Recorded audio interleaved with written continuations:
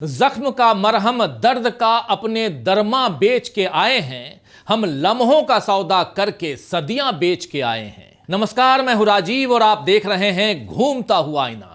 दोस्तों, पश्चिम बंगाल में अभी चुनावों की तारीख का ऐलान नहीं हुआ, लेकिन बीजेपी अभी से चारों खाने चित्त दिखाई दे रही है। ऐसा लग रहा है मानो ममता बनर्जी के सामने बीजेपी को फिर से बड़ी मात मिली है। पीएम मोदी और गृह मंत्री अमित शाह की जोड़ी बीजेपी के लिए चुनावी जीत का ट्रंप कार्ड है, लेकिन इसी जोड़ी को ममता बनर्जी ने सीधी चुनौती दे दी है। एक तरफ मोदी से ममता बनर्जी ने कहा है कि अपने गृह मंत्री पर कंट्रोल रखिए, तो दूसरी तरफ अमित शाह को चेतावनी दी है कि अगर हद पार हुई तो मैं पेन ड्राइव सार्वजनिक कर दूंगी। शुक्रवार को कोलकाता में हजारों लोगों की भीड़ के बीच ममता बनर्जी ने यह खुली चेतावनी दी है। जरा सुन लीजिए। কয়লার টাকা কে খায়? অমিত শাহ খায়, হোম মিনিস্টার। কি করে খায়? গদ্দারের থ্রুতে টাকা যায়। গদ্দার অ্যাডপ্টেড সন হয়ে গেছে। সাথে আছে এক জগন্নাথ। জগন্নাথ ধামের জগন্নাথ নয়, পুরীর জগন্নাথ নয়, বড় ডাকাত জগন্নাথ বিজেপি। জগন্নাথের থ্রুতে টাকা যায় শুভেন্দু অধিকারীর কাছে। तो सुना आपने, यहां ममता बनर्जी जो बांग्ला में कह रही हैं, उसका मतलब है कि कोयले का पैसा कौन लेता है? अमित शाह लेते हैं। यह पैसा गद्दारों के जरिए जाता है। बीजेपी सांसद जगन्नाथ सरकार डकैत है, वो पैसा इकट्ठा करते हैं, फिर गद्दार शुभेंदु अधिकारी के पास जाता है और फिर अमित शाह तक पहुंचता है। ममता दीदी ने बीएसएफ और सीआईएसएफ पर भी निशाना साधा। उन्होंने कहा कि ये फोर्सेस अवैध कोयला तस्करी क्यों नहीं रोक पाती। उन्होंने कहा अगर हद को पार कर लिया गया, यानी हद को पार किया गया, तो मैं पेन ड्राइव सार्वजनिक कर दूंगी। मैं सिर्फ एक हद तक सहन करती हूं, एक लक्ष्मण रेखा है। याद नहीं पड़ता दोस्तों कि किसी राज्य में चुनाव से पहले मोदी और अमित शाह को ऐसी तगड़ी चुनौती मिली हो। बेशक बिहार में भी वोटर अधिकार यात्रा निकालकर तेजस्वी यादव और राहुल गांधी और समूचे महागठबंधन ने बीजेपी को बड़ी चुनौती पेश की थी, लेकिन वहां पूरा गठबंधन और कई सारे नेता थे। लेकिन यहां ममता बनर्जी अकेले मोदी और अमित शाह की जोड़ी पर भारी पड़ रही हैं। दरअसल पश्चिम बंगाल में पहले से एसआईआर को लेकर टीएमसी और बीजेपी के बीच तकरार चल रही थी, लेकिन गुरुवार को यह सियासी पारा उस वक्त एकदम से चढ़ गया जब ईडी ने इंडियन पॉलिटिकल एक्शन कमेटी यानी आईपैक के दफ्तर और उसके मुखिया प्रतीक जैन के घर पर छापेमारी की। आईपैक ममता बनर्जी की पार्टी टीएमसी के लिए चुनावी रणनीति बनाती है। ईडी ने कोयला घोटाले में करोड़ों के लेन देन के आरोप पर छापेमारी की है, लेकिन ममता बनर्जी का आरोप है कि चुनावों से पहले हुई इस छापेमारी के जरिए ईडी टीएमसी के रणनीतिक दस्तावेज चुराना चाहती थी। गुरुवार को इस मामले पर दिल्ली से बंगाल तक सियासी घमासान छिड़ गया।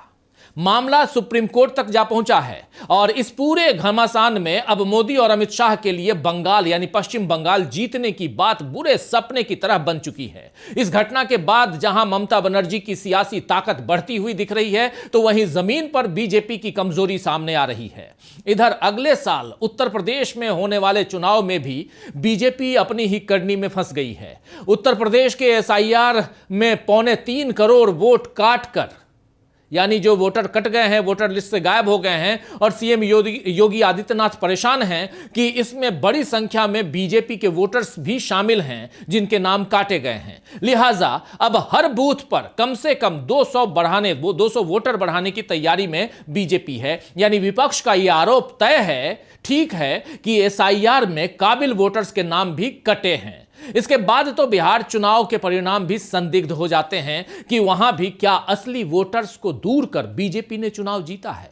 बहरहाल बंगाल और उत्तर प्रदेश में बीजेपी की हालत अभी से खराब हो रही है। इधर कांग्रेस पार्टी ने मनरेगा संग्राम छेड़कर अगले 100 दिनों की बड़ी तैयारी कर ली है। खासकर उत्तर प्रदेश में राहुल गांधी की चिट्ठी गांव-गांव तक पहुंचाने की रणनीतिक तैयारी कांग्रेस ने की है और कांग्रेस इस रणनीति पर आगे बढ़ रही है। बीजेपी भले ही अखबारों और टीवी पर विज्ञापन देकर अपनी योजनाओं का प्रचार करे, लेकिन कांग्रेस ने तथ्यों के साथ उसकी काट पेश कर दी है। तो आइए दोस्तों, आज आईने की नजर से पड़ताल करेंगे कि क्या अब बीजेपी के हारने के दिन करीब आ रहे हैं, और यह भी समझेंगे कि क्या मोदी और अमित शाह के दांव अब पुराने और बेकार हो गए हैं, क्योंकि जनता अब हर दिन बढ़ते अन्याय और अत्याचार से त्राही त्राही कर रही है। राहुल गांधी का यह ट्वीट देखिए, जो देश के हालात चीख चीख कर बयां कर रहा है। देश भर में भ्रष्ट जनता पार्टी की डबल इंजन सरकारों ने जनता की जिंदगी तबाह कर दी है। भ्रष्टाचार के साथ सत्ता का दुरुपयोग और अहंकार का जहर बीजेपी की राजनीति में ऊपर से नीचे तक फैल चुका है। इनके सिस्टम में गरीब, असहाय, मजदूर और मध्यम वर्ग की जिंदगी सिर्फ आंकड़ा है और विकास के नाम पर वसूली तंत्र चल रहा है। उत्तराखंड में अंकिता भंडारी की निर्मम हत्या ने पूरे देश को झकझोर दिया, लेकिन सवाल आज भी वही है, सत्ता का संरक्षण बीजेपी के किस वीआईपी को बचा रहा है? कानून सबके लिए बराबर कब होगा? उत्तर प्रदेश के उन्नाव कांड में भी पूरा देश देख चुका है कि सत्ता के गुरूर में अपराधियों को कैसे बचाया गया और पीड़िता को न्याय के लिए कितनी कीमत चुकानी पड़ी।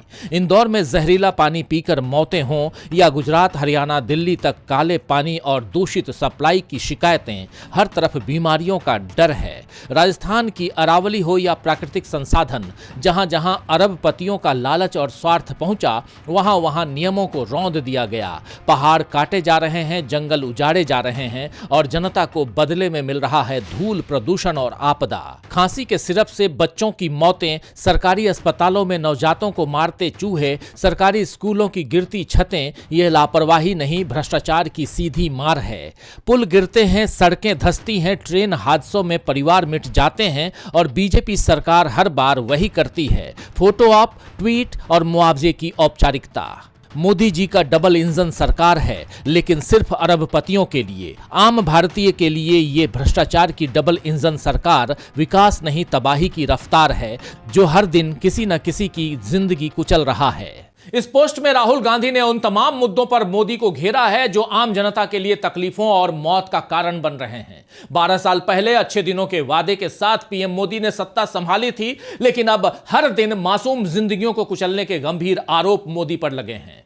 लोग परेशान हो रहे हैं, रो रहे हैं, लेकिन मोदी उनके आंसू नहीं पोंछ रहे हैं, बल्कि मनरेगा खत्म करने जैसे फैसले लेकर उनकी परेशानियों को बढ़ा रहे हैं। एसआईआर करवाकर वोट का अधिकार छीनने का डर दिखा रहे हैं। हालांकि अब खुद बीजेपी के नेता ही इससे परेशान हो रहे हैं। अखिलेश यादव का यह बयान जरा सुन लीजिए।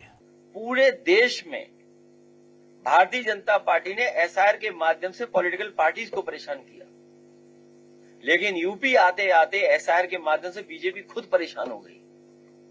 तो परेशान क्यों है बीजेपी?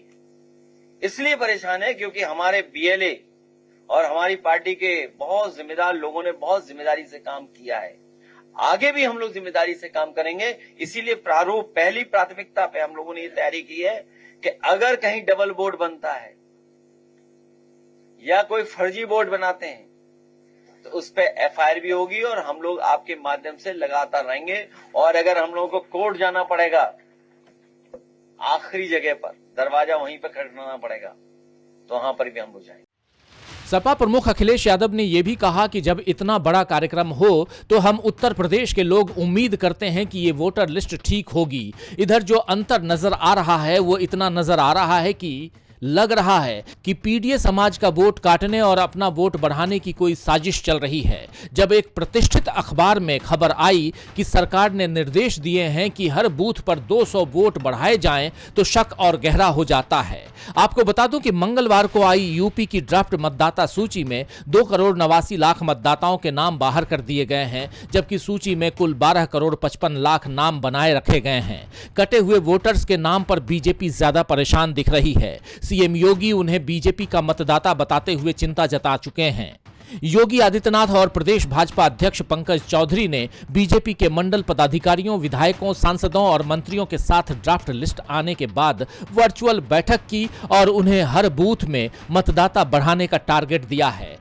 इसके साथ ही चुनाव आयोग ने बुक कॉल विद बीएलओ सेवा शुरू की है, जिसमें मतदाता अपने बूथ लेवल ऑफिसर यानी बीएलओ से फोन पर सीधे बात कर मतदाता सूची में नाम जोड़ने, हटाने या संशोधन से जुड़ी सहायता ले सकेंगे। वैसे तो ये सुविधा सभी राज्यों में शुरू की गई है, लेकिन उत्तर प्रदेश में इसका खास प्रचार किया जा रहा है क्योंकि बीजेपी को यहां एसआईआर से नुकसान दिख रहा है। कहा जा रहा है कि भाजपा को लखनऊ, कानपुर, प्रयागराज, मेरठ, गौतम बुद्ध नगर, हापुड़, सहारनपुर और आगरा में वोटों का नुकसान दिख रहा है, वहीं मुस्लिम बहुल क्षेत्रों में भी वोटों के नुकसान की आशंका है। खबरों के मुताबिक पार्टी ने कई विधानसभा क्षेत्रों में लगभग 1 लाख वोट खो दिए हैं, जहां उसने पिछले विधानसभा चुनाव में 5,000 से 20,000 वोटों के अंतर से जीत हासिल की थी। ऐसे में बीजेपी ने नेताओं और कार्यकर्ताओं को निर्देश दिया है कि पार्टी को नुकसान से बचाने के लिए कड़ी मेहनत करनी होगी। बीजेपी को बिहार के बाद बंगाल और उत्तर प्रदेश में बड़ी जीत की उम्मीद थी, लेकिन उत्तर प्रदेश में उसने खुद ही अपना नुकसान किया है और वही बंगाल में भी उसने बैठे बिठाए मुसीबत मोल ली है।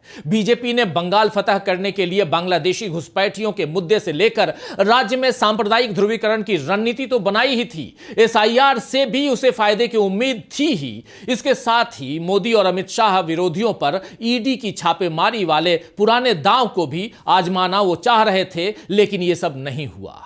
लेकिन इस बार दिख रहा है कि दांव उल्टा पड़ गया है दोस्तों। शुक्रवार को ममता बनर्जी ने ईडी की छापेमारी के खिलाफ रैली निकाली और एक तरह से शक्ति प्रदर्शन कर दिखा दिया कि उनसे बिला वजह टकराने की कोशिश बीजेपी न करे।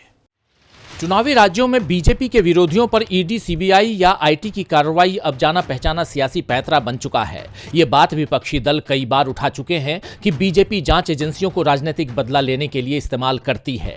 इस बार पश्चिम बंगाल में इसका उदाहरण देखा गया। ममता बनर्जी के लिए चुनावी रणनीति बनाने का काम करने वाली संस्था आईपैक के दफ्तर और उसके प्रमुख कर्ताधर्ता प्रतीक जैन के घर पर अचानक ईडी ने दबिश डाली तो सीएम ममता बनर्जी ने भी बिना वक्त गंवाए जवाबी कार्रवाई शुरू की। एक तरफ ममता बनर्जी खुद प्रतीक जैन के घर पहुंच गई और एक हरे रंग की फाइल लेकर बाहर निकली। उन्होंने इसके बाद अमित शाह पर बड़ा हमला बोला कि बीजेपी ईडी के जरिए उनकी स्ट्रेटेजी चुरा रही है। वहीं ईडी ने उन पर कार्रवाई में दखल का आरोप लगाया तो ममता बनर्जी ने रैली निकालकर बता दिया कि असल दखल अंदाजी क्या होती है।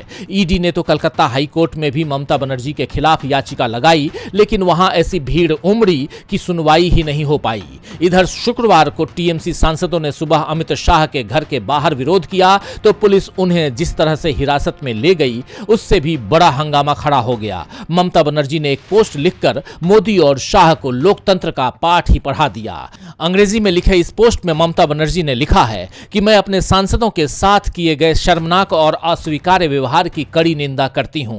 गृह मंत्री के कार्यालय के बाहर विरोध प्रदर्शन करने के अपने लोकतांत्रिक अधिकार का प्रयोग करने के लिए निर्वाचित प्रतिनिधियों को सड़कों पर घसीटना कानून प्रवर्तन नहीं है। ये वर्दी में अहंकार है। ये लोकतंत्र है, भाजपा की निजी संपत्ति नहीं। लोकतंत्र सत्ता में बैठे लोगों की सुविधा या आराम पर नहीं चलता। जब भाजपा नेता विरोध करते हैं तो वो विशेष सम्मान और विशेषाधिकार की उम्मीद करते हैं। जब विपक्षी सांसद अपनी आवाज उठाते हैं तो उन्हें घसीटा जाता है, हिरासत में ले लिया जाता है और अपमानित किया जाता है। ये दोहरा मापदंड भाजपा के लोकतंत्र के विचार को उजागर करता है, जिसमें आज्ञा पालन की जगह है, असहमति की नहीं। एक बात स्पष्ट समझ लें, सम्मान पारस्परिक होता है। आप हमारा सम्मान करें, हम आपका सम्मान करेंगे। आप हमें गलत राह पर घसीटेंगे तो हम आपको सहिष्णुता, असहमति और लोकतांत्रिक नैतिकता के संवैधानिक सिद्धांत पर वापस लाएंगे। ये हमारा भारत है। हम अधिकार से नागरिक हैं, किसी कुर्सी, बैज या सत्ता के पद के अधीन नहीं। किसी भी सरकार, किसी भी पार्टी या किसी भी गृह मंत्री को यह तय करने का अधिकार नहीं है कि लोकतंत्र में सम्मान का हकदार कौन है। ममता बनर्जी ने बीजेपी को 2 टूक समझा दिया है कि लोकतंत्र का मतलब क्या है और उसमें इज्जत कैसे मिलेगी। वहीं कांग्रेस ने भी शनिवार से मनरेगा बचाने के लिए जो संग्राम शुरू किया है उसमें अगले 100 दिनों में गांव-गांव घूम कर लोगों को जागरूक करने की रणनीति तैयार कर ली गई है।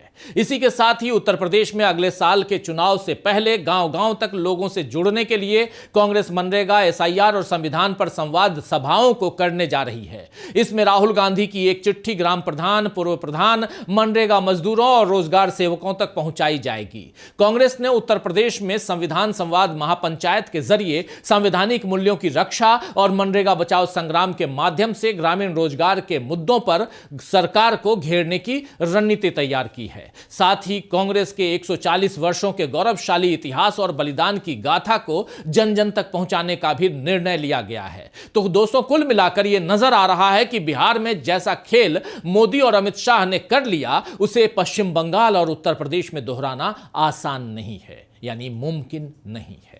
क्योंकि बंगाल में बीजेपी के लिए फिर से हारने और उत्तर प्रदेश में सत्ता गंवाने के लक्षण दिख रहे हैं। खैर, शायद नसीर तुराबी ने ठीक ही फरमाया है कि ये हवा सारे चिरागों को उड़ा ले जाएगी, ये हवा सारे चिरागों को उड़ा ले जाएगी, रात ढलने तक यहां सब कुछ धुआं हो जाएगा।